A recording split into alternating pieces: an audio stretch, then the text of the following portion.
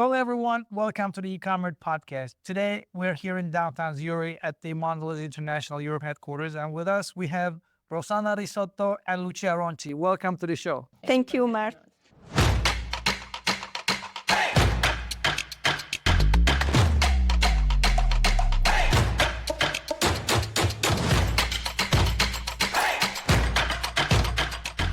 As you well know, I worked in Mondelez US, and it's always a great time and privilege to be in any Mondelez office around the world because we have all these delicious brands. And more than ever, we have two great people in Mondelez organization. I know them in person. I worked with them in the past, so I'm proud and very happy to bring them on the show. Guess what? Rossana is currently Global VP of Data Management and CIO of Europe for Mondelez, and Lucia is leading the Global Digital Commerce for European region. And we're going to talk about data analytics, digital commerce, some technological developments, and all the trends happening in industry. With that, why don't you kick us off with your career journey and walk us through about the progressive steps you took in your journey? Let's start with Rossana. Thank you, Mark. First of all, welcome here. As you said, it's a pleasure to have you here hosted in our beautiful European headquarters. There is quite a lot behind us in terms of brands and iconic history. In terms of myself, I joined this amazing company just 5 years ago. So that has been, an amazing journey on 5 years with Mondelez.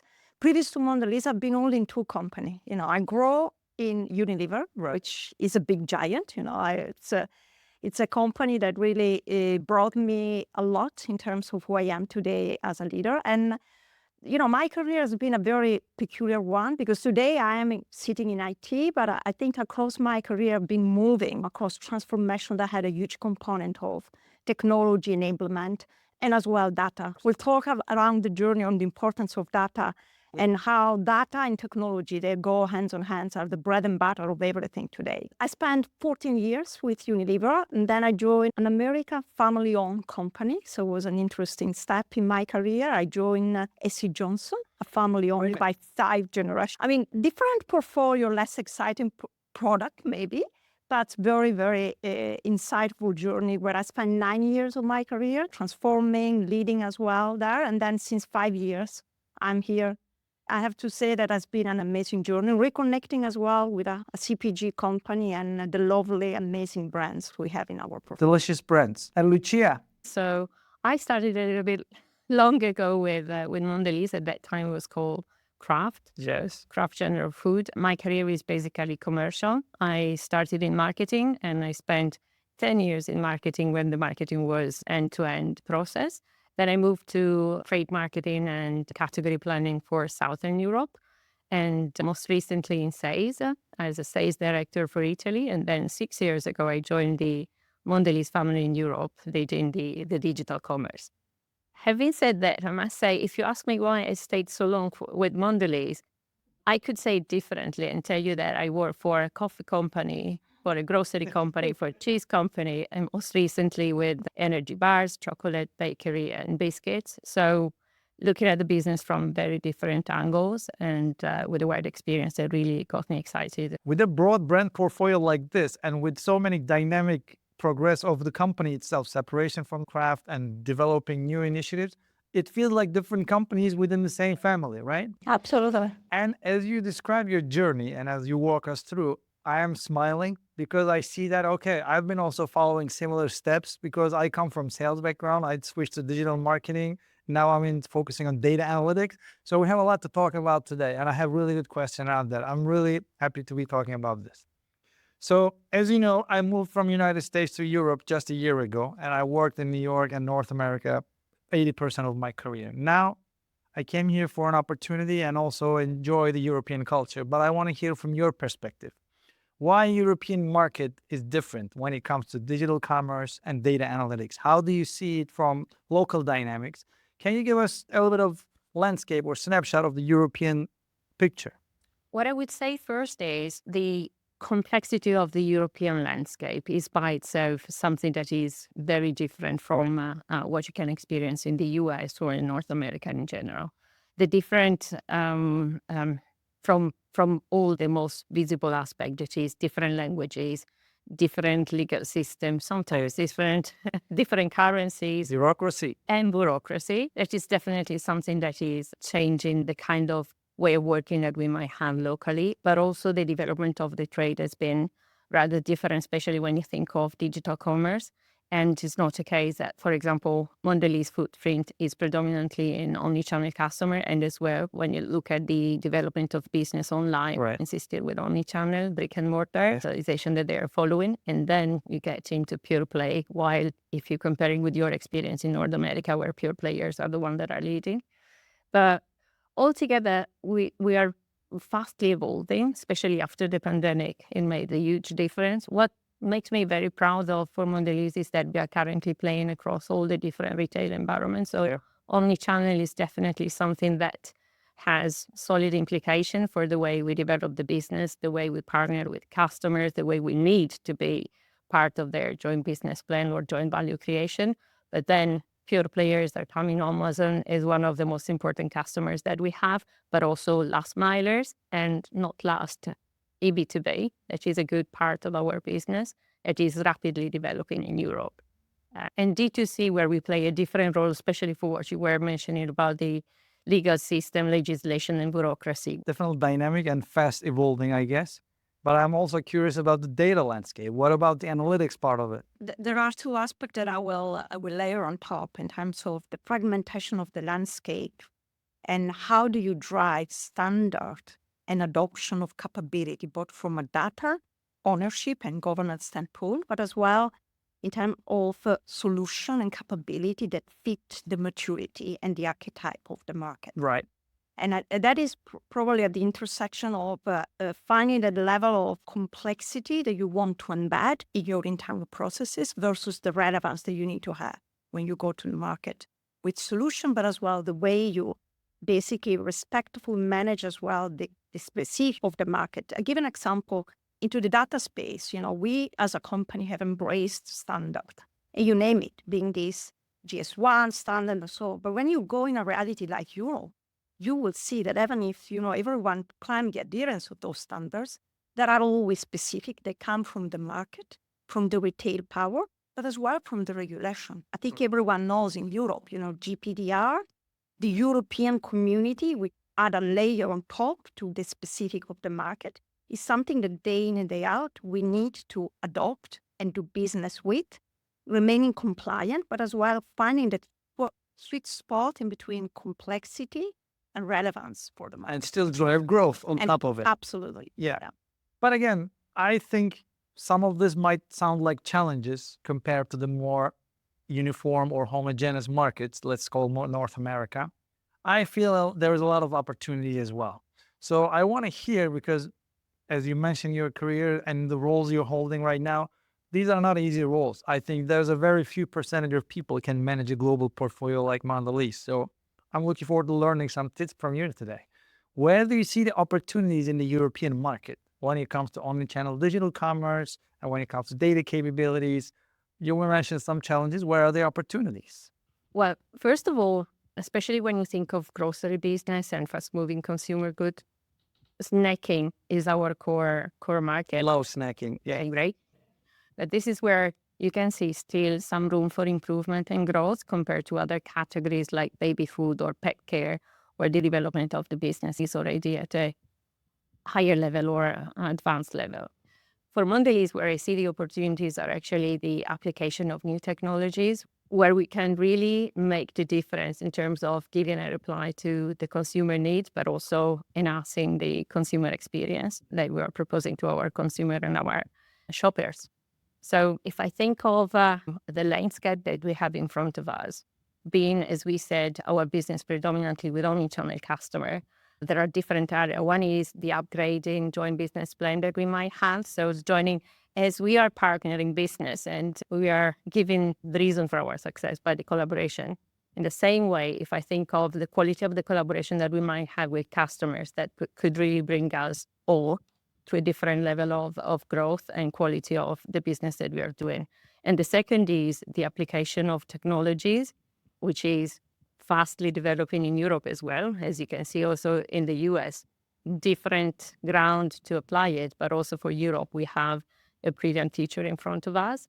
And I think that could also bring the quality of the development of customer service and consumer service to a different level and a higher level of engagement, especially when you think of the new generations that are coming up. We are talking about not only Gen Z, but also the following Gen Alpha is coming. They are already starting entering the business, and that is where you can understand that you cannot not be involved in new technologies application, and digitalization of business is a must-do. Digitalization of the connection to the consumer is something that will be an ordinary thing. They were born with the tablets in their hand, with a handphone, and so for them, ordering things online or Googling things, Googling for information and looking for information on product, on origins, is what is absolutely a daily business. Yeah, that's true. That's why we moved to Europe, to be honest with you. I will come to that later. How do you see the opportunities, Rossana? I mean, there are tremendous, immense opportunity into the data space to bring automation to the way we create, we manage, we store data. We make those data self-healing, because in the world of digital and AI today, if you teach, with wrong data your model, the reality is that the answer you will get is a very problematic answer and trouble. So the work we have been doing together with Lucia and the team here is really going back to the basic, the foundation, on how you prepare yourself to take responsibility for the quality of the data and the quality and the richness of the data you bring in the outside world. Lucia talked about the expectation of our customer and consumer. In the world of today, they both expect to have data on the fingertips, data they can leverage and they can use for the purpose, because in the same way we acquire data and we leverage those data, the data that we also publish outside in our retailer world, being this online, offline, they are very relevant for them. Yes. So that's element of managing those data responsibly, but as well with technology that enable as well to build the trust and the quality on those data, both internally and externally, is at the heart of how you digitize the way you manage data. Let me build up on that with two examples from two other companies. I won't be able to mention the names, of course, but I got involved in two different projects. One company in similar categories with Mondelez, one company in a different category. To your point about the data, I have a good friend of mine called Andre Kramers from Basel. He works at Bayer. He called this approach smart data over big data. Just as you pointed out, being able to implement the right infrastructure at the basic level to make data being interpreted and processed in the right way before it causes troubles. And the second example, I was going to say that a couple of consumer brands, and especially food and beverage, which used to be considered as laggards compared to cosmetics or electronics, maybe in digital commerce sense, they're investing heavily on data supply chain, digital content supply chain, which we will come in a minute, because they foresee the digital investment will be fold 2x, 3x in the coming years. They just want to make sure data pipeline doesn't collapse or break down as they step on the gas on the marketing spend. And I'm sure we're going to touch upon some good projects, some good examples in a couple minutes. Now, again, I'm smiling because of this cross collaboration. I mean, I love seeing commerce team, data team coming together, because sales and marketing are a natural pair, right? They work close hand in hand. Data, CIO tower was kind of a long distance team until a few years ago. Now we're heavily embedded and we're working closely. So tell us a couple of cross collaborative projects you're working on with Mondelez brands. How commerce team and data team working closely as teams get along and understand each other, what's going on. What are the good examples you can share with us today? I would say that one of the most exciting and rewarding projects that we have been working together on is the development of the approach to the digital shelf. Right. Starting with something that is very familiar for you, that is a generation of digital content, which is a very classic and evergreen. But the way what we used to say is, it's a very common phrase, but is, if you want to go fast, go alone. But if you want to go far, you go together. And this is the approach that we choose to have. Love it. So the collaboration with Rossana's team, and I can mention Miko or Sakshi, were best partner at this in this journey. We were able to transform something that was, how would you say, with low automation system and with the heavy spending of FTEs and people work, manual work, and transforming it in an automated and systematic, rigorous program that ensures that digital content creation is part of the offline process as embedded in the general concept of content creation. And it will be an end-to-end process, starting with this content creation up to the execution on the digital shelf. So through the syndication and the management of data from Mondelez to the customers and finally to the final consumer.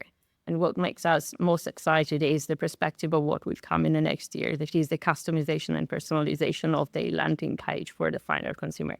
That is, to me, one of the best examples of collaboration and participation of our two teams. And let me say a few more words with the lens of technologies being brought into this transformation. Because the reality is, when we look at the digital self objective, which was about sustainably enable the creation, the storage, and the application of best-in-class content, we look at our product, and we have amazing. You might want to share some of these. And the way we present our product on the digital shelf, it can vary from basic content to rich advanced, which include, images, video, and so on and so forth. So the first things we had to do is to address the foundation, because obviously we have in our internal platform, and we created a very interconnected platform in the way we manage product data. From the moment we innovate, we create, we launch a product, to the moment then we are ready to ship, to make it available to order and bring on the digital shelf. The most important things was to integrate the process of creation of the content and data with the underlying business product, which is the backbone of the way we do business, which is our idea to market. Okay? So when you create this and you have already in mind that down the road you have to bring that product in front of the customer and consumer, and at the end of the day are the one that make the choice when they're in front either on the physical or the digital shelf, everything becomes natural in the way the progression of how you define the process, the way of working. How do you make it simple? Because there is a lot of expertise behind, as Lucia said, bringing automation into it. Because in the world we live today, you cannot do this at scale. And we went from the basic of define which content we want to put for which brand, which product. Because at the end of the day, it's not a one-size-fits-all. I want to differentiate our portfolio. So we start first with an approach of use case, brand, country combination, bringing along the brand manager, the marketing people with us, but bringing that element of technology, making that process automate, and also measuring it in a tangible way. Because the most difficult thing is the effort that you put in creating those data, the content, you need to be measured in terms of what is the value they generate. So one of the powerful things has been identify the KPI or we measure.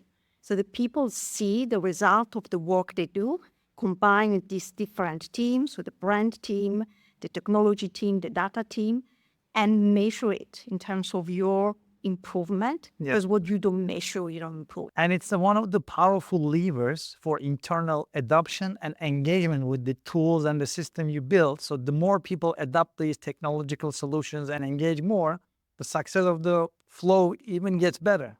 And people get educated and they make smarter decisions. It's just a flywheel.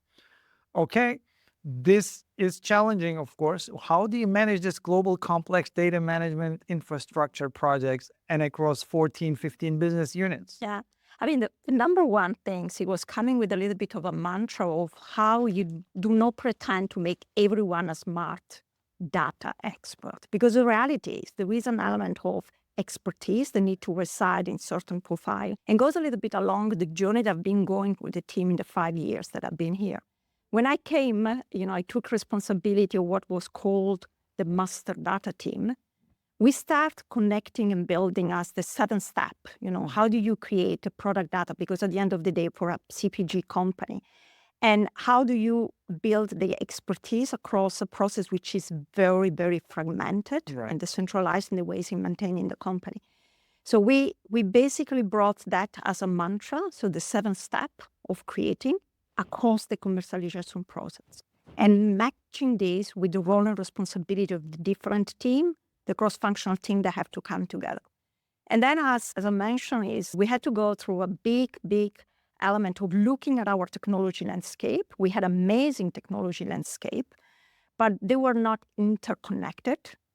And the bigger element that we've been doing over that years is orchestrating, those data that we create across the landscape and making sure that we understand what the source, where those data need to be, and where do you bring those data to the outsourced where the data are consumed.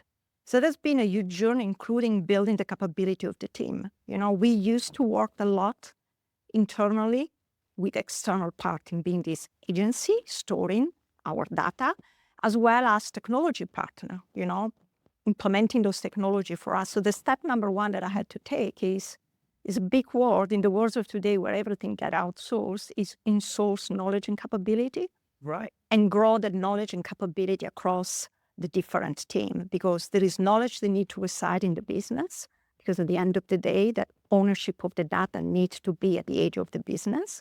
And then expert knowledge that you need to build in team. And whether your vision is centralized or decentralized, it doesn't matter. You need always to have governance and orchestration around it. For the people listening to our conversation and not familiar with the data landscape of data content supply chain, when Rossana says data, it sounds like a 4-letter word. But we're talking about the UPC data, country of origin data, nutrition data, allergy data, packaging data, digital asset, external agencies providing some of this, quality and production, manufacturing lines. There is at least 2 dozens of information sourcing into 3 main pools, and then it's being orchestrated and centralized. Amazing.